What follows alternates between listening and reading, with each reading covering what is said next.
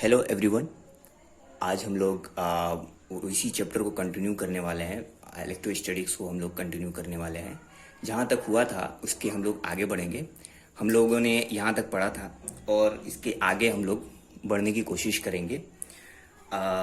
वैसे हम लोगों ने कूलम्ब्स लॉ को पढ़ा था और कूलम्ब्स लॉ असल में थोड़ा सा रिकेप कर देते हैं ताकि जो बच्चे इसको देख रहे हैं कंटिन्यू उनको ज़रा याद दहानी हो जाए।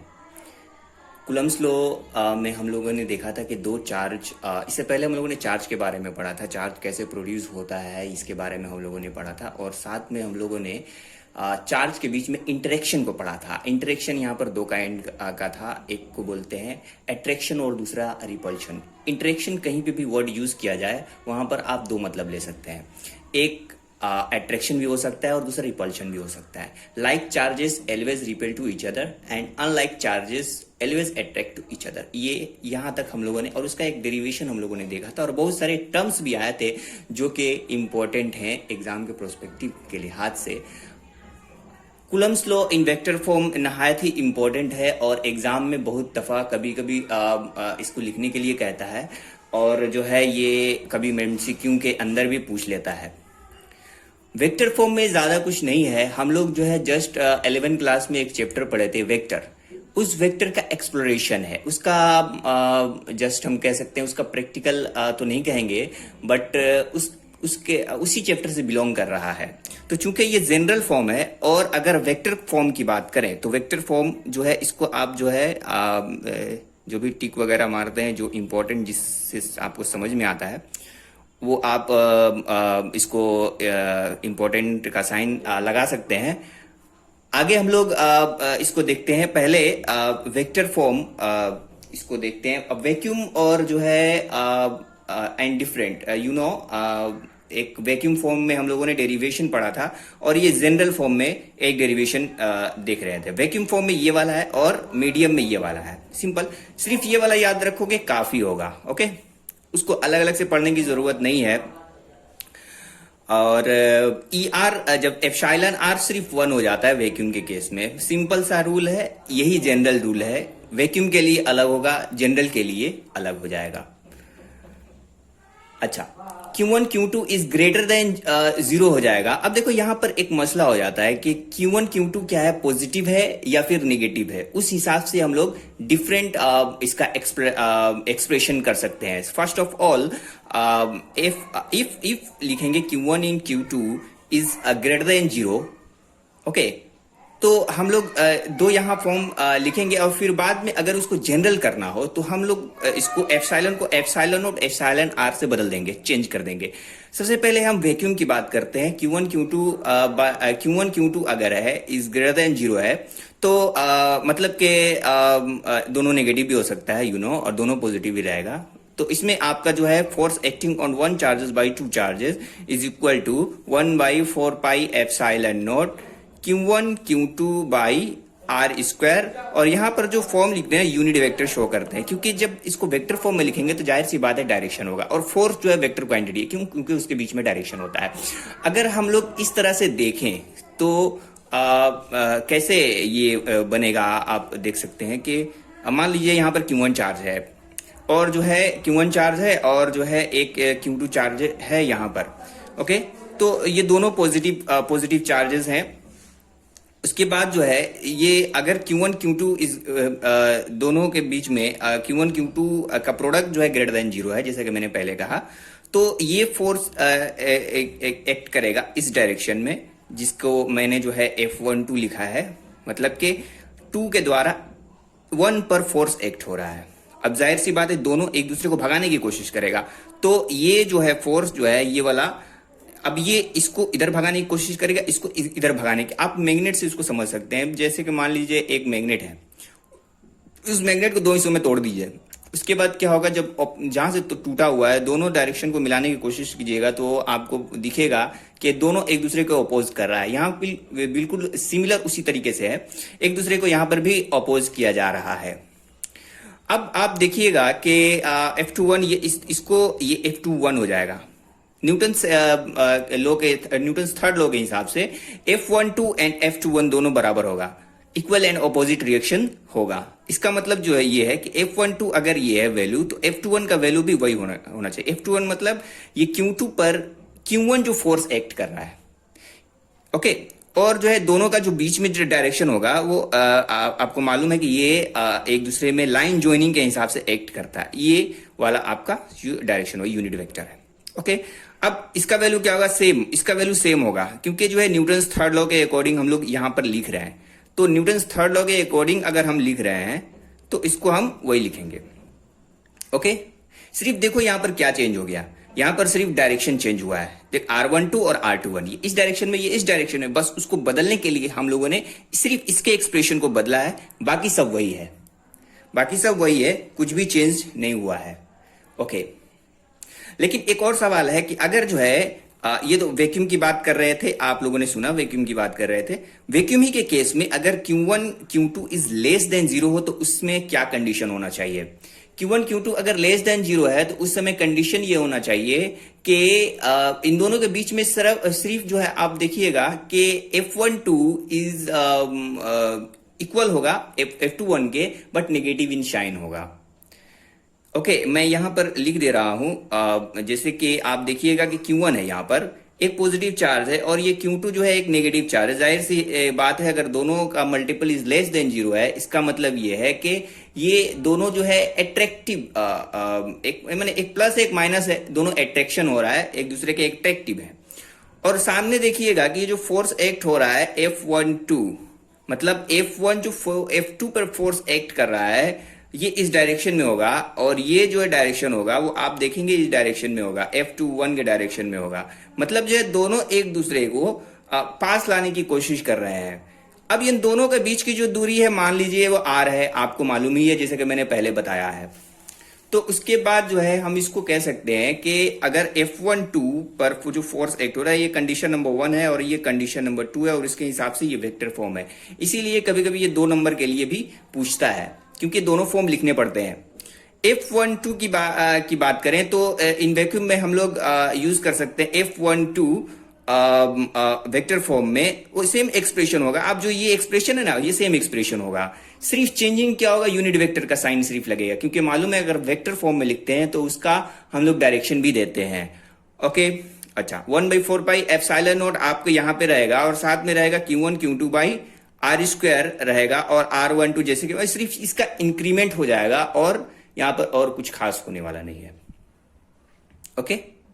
F21 भी उसी तरह होगा। F21 मालूम है F जो है R21 से बदल जाएगा। लेकिन अगर F12 एंड F21 की बात करें तो क्या खास बात होगी, F21 और F12 की बात करें तो खास बात यह होगी कि ये जो है एक नेगेटिव साइन जनरेट करेगा, ओके, ठीक है। ये जितने सारे केसेस हैं बस वही आपका ये शॉर्ट क्वेश्चन में भी पूछ सकता है, तो ध्यान दीजिएगा कि ये किस टाइप से पूछ रहा है तो हमें क्या रिप्लाई करना है, ओके ओके। उसके बाद जो है एक और फॉर्म आता है, उसको आप ध्यान में रखें, ज्यादा घबराने की जरूरत नहीं है, क्योंकि आप देखिएगा कि आर स्क्वायर कहां से आ गया, यहाँ पे कुछ नहीं है, आर स्क्वायर पहले से भी था, घबराने की जरूरत नहीं है। लेकिन अब घबराइएगा जबकि क्यूब आ जाएगा। क्यूब आ जाएगा, कैसे आ जाएगा ये आप थोड़ा सा जहन में रखिए, क्योंकि हम लोग जानते हैं कि जो यूनिट वेक्टर होता है उसका जो मैग्नीट्यूड होता है वो 1 होता है। इसका मतलब ये है कि हमको आर यूनिट वेक्टर, यहां पर ध्यान से देखिएगा, आर यूनिट वेक्टर को हम लिख सकते हैं आर वेक्टर बाई आर का magnitude, okay, R vector by R का मैग्नीट्यूड। बस इसको याद रखिएगा, बस सब कुछ चेंज हो जाएगा, और जिस हिसाब से चेंज होगा आपको रट्टा मारने की जरूरत नहीं होगी।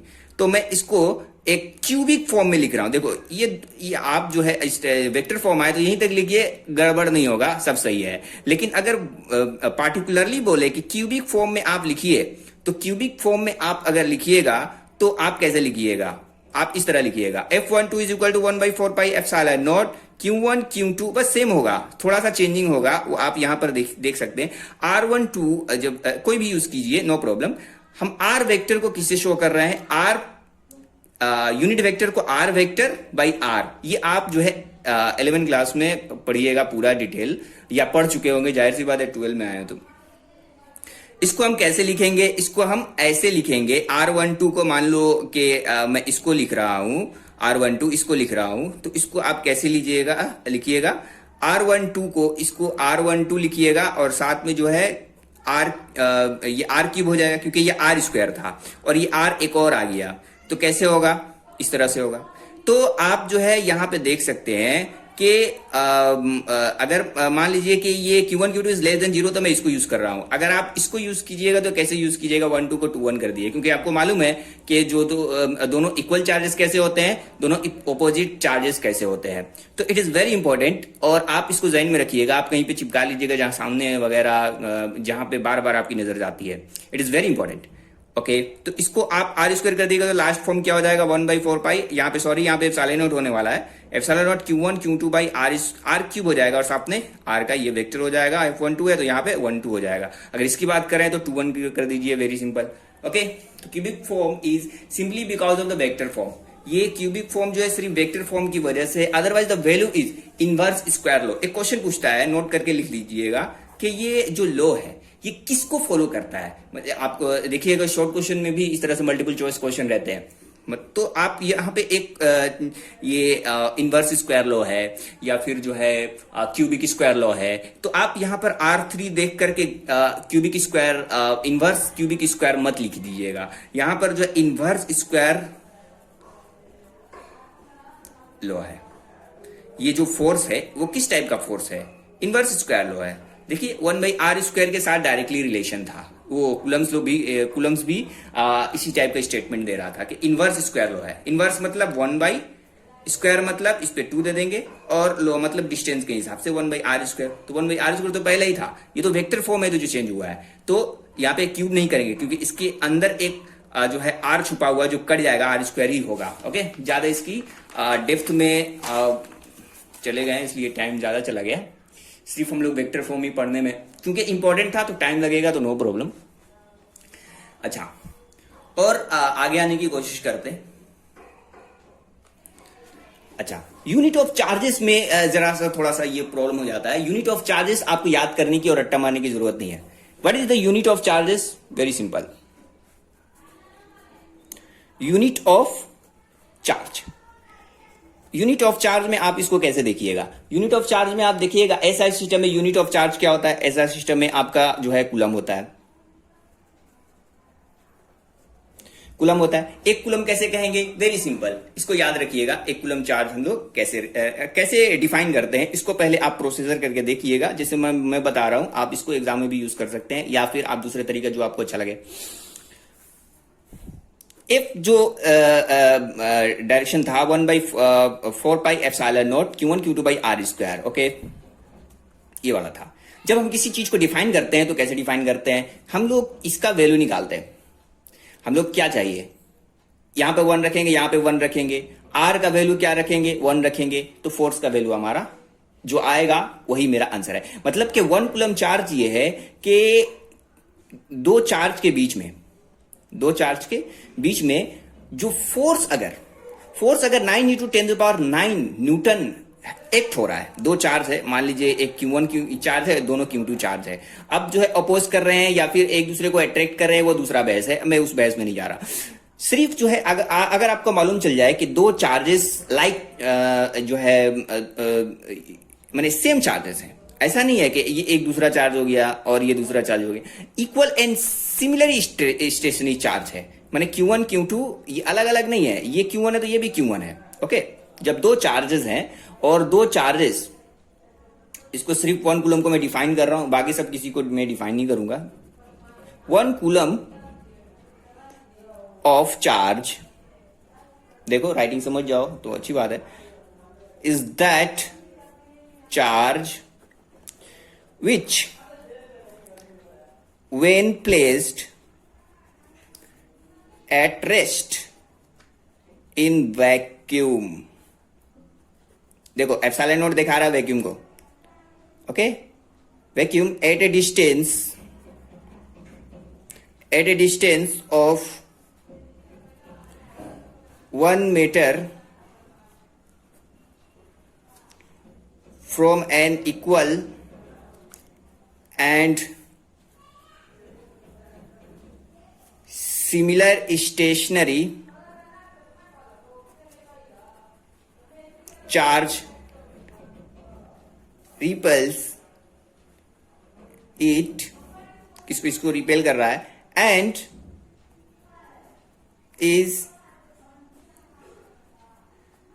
रिपेल बाय इट, इसके द्वारा भी रिपेल हो सकता है, या कौन इसको भगाने की कोशिश कर रहा है, दोनों ही हो सकता है। किस फोर्स के? विद ए फोर्स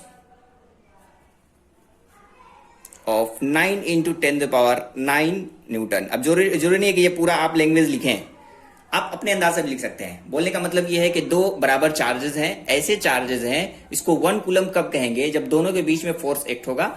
वो कितना? 9 इंटू 10⁹ न्यूटन अगर फोर्स एक्ट हो रहा है, दोनों सेम चार्जेस हैं, मतलब कि यहां पर जितना है यहां पर भी उतना है। अब दोनों के बीच में जो फोर्स एक्ट हो रहा है, अब दोनों की दूरी कितनी है? 1 मीटर है, जाहिर सी बात है, ऐसा यूनिट है तो आर का वैल्यू भी मीटर में ही लेना पड़ेगा।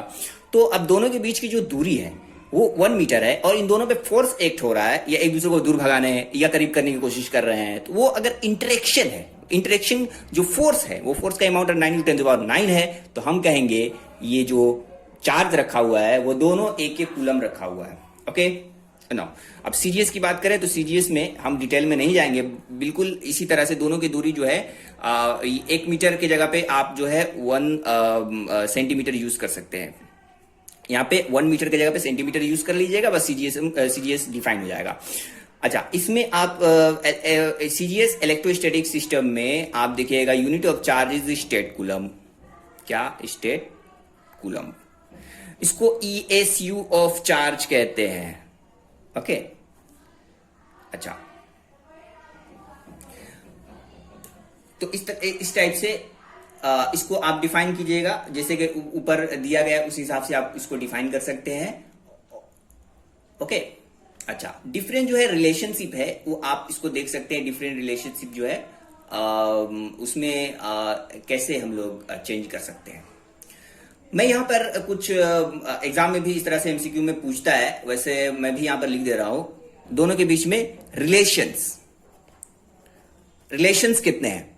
अब देखो रिलेशन कैसे होगा। 1 EMU ऑफ चार्ज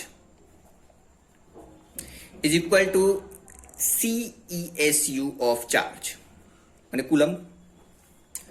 ओके, तो 1 इलेक्ट्रोमैग्नेटिक यूनिट, यह देखो एक नई चीज सामने आई। 1 इलेक्ट्रोमैग्नेटिक यूनिट ऑफ चार्ज कितना होगा? 3 into 10 ESU of charge sorry. 1 coulomb of charge की बात करो तो 1 कूलम ऑफ चार्ज कितना है? 3 इंटू 10⁹ स्टेट कूलम। ये सब याद रखना। ओके, एक और यूनिट होता है उसको एप कूलम कहते हैं। वो abcoulomb is equal to 10 coulomb. तो ये छोटी चीजें जो हैं आप इसको याद रखिएगा। ओके, EMF चार्ज सी, इसको हटा भी सकते हैं, ये कोई खास नहीं है, इसको हटा रहा हूं मैं। ओके, ये कोई खास नहीं है, इसे तो डिराइव करना था ना। तो 1 EMF चार्ज, ये 1 कूलम ऑफ चार्ज रखिएगा, तो इसको हटाइए, इसको भी problem. 3 into 10 ESU of charge 1 EMU, 1 coulomb का 1 statcoulomb, 1 abcoulomb is equal to 10 coulomb. Okay okay, अब हम लोग आगे बढ़ते हैं। आगे हम लोग रिलेटिव परमिटिव पढ़ेंगे। स्पेसिफिक इंडक्टिव कैपेसिटी इससे पहले तो मैंने एक बार थोड़ा सा बताया, लेकिन एक डिफरेंट अंदाज से हम लोग पढ़ेंगे, क्योंकि फोर्स हम लोगों ने वेक्टर फॉर्म में पढ़ा है, तो एक नया हम लोग को ज्ञान मिला है। उस नॉलेज के बेसिस पर हम इसको फिर से डिफाइन करने वाला है। What is relative permittivity and dielectric constant और स्पेसिफिक इंडक्टिव कैपेसिटी और dielectric coefficient, it is very important. तो हम इसको डिफाइन करने वाले हैं। तो डाइलेक्ट्रिक कांस्टेंट और रिलेटिव परमिटिविटी और specific inductive capacity for dielectric coefficient is given by the ratio of the absolute permittivity of the medium of the free space में। तो अगर जो है एक नया टॉपिक टाइप का आ गया है तो लिखेंगे रिलेटिव परमिटिविटी। इसको जो है डाई इलेक्ट्रिक कांस्टेंट भी कहेंगे। मैं लिख नहीं रहा हूं, आप जो है आप इसको यूज कर सकते हैं, या फिर स्पेसिफिक इंडक्टिव कैपेसिटी भी कहते हैं, और डाई इलेक्ट्रिक कोएफिशिएंट भी इसको कहते हैं। असल में क्या है, इसको के से रिप्रेजेंट किया जाता है, इसको एप्सिलॉन आर भी कहते हैं, और ये रेशियो होता है किस चीज का ratio? Absolute permittivity of the medium ये और जो है permittivity of the free space, ये एब्सोल्यूट परमिटिविटी है, एब्सोल्यूट परमिटिविटी, और जो है ये वैक्यूम का है, या फिर वैक्यूम बोले या फिर जो है फ्री स्पेस बोले, उसका परमिटिविटी, दोनों का रेशियो को हम लोग कहते हैं ये। ओके, एक और बात कहें तो हम लोगों को मालूम है कि इसको जो है वैक्यूम के जहां पे फोर्स एक्ट हो रहा है और जो है किसी भी मीडियम में जो फोर्स एक्ट हो रहा है, आप देखिएगा कि इनवर्सली रिलेशन है। देखिए एफ और एप्सिलॉन के बीच में इनवर्सली रिलेशन है, तो हम इसको कैसे लिख सकते हैं? तो अगर के को रिप्रेजेंट किया जाए तो हम लोग एप्सिलॉन बाई एप्सिलॉन नॉट लिखेंगे, लेकिन जो ये एप्सिलॉन क्या है, मीडियम एप्सिलॉन तो इसमें टर्म का नाम है, लेकिन ये है एब्सोल्यूट परमिटिविटी। एब्सोल्यूट परमिटिविटी इसके बीच में जो हम ये लिख रहे हैं, तो फोर्स एक्ट हो रहा है वैक्यूम में डिवाइडेड बाई फोर्स एक्ट हो रहा है मीडियम में। तो इससे जो है कॉम्पिटिटिव एग्जाम में भी क्वेश्चन पूछते हैं, और जो है ये एकेडमिक क्लासेस जो आप जो 12 एग्जाम देने वाले हो उसमें भी ये सब पूछा जाता है। क्योंकि आपको मालूम है कि रेशियो है, तो ये एक सवाल ये पूछता है क्या इसका यूनिट होता है क्या, तो आप बोलिएगा कि ये यूनिट लेस है। क्या है? यूनिट लेस है, because it is just a number, ये सिर्फ नंबर है। ओके, तो हम लोग जो है नेक्स्ट क्लास में हम लोग बात करेंगे what is the continuous charge distribution, different charge of distribution होंगे। आप जो है अपना ख्याल रखें, और उसके बाद इस तरह घर पे बैठे सेफ रहें और ये क्लास करते रहें। शुक्रिया।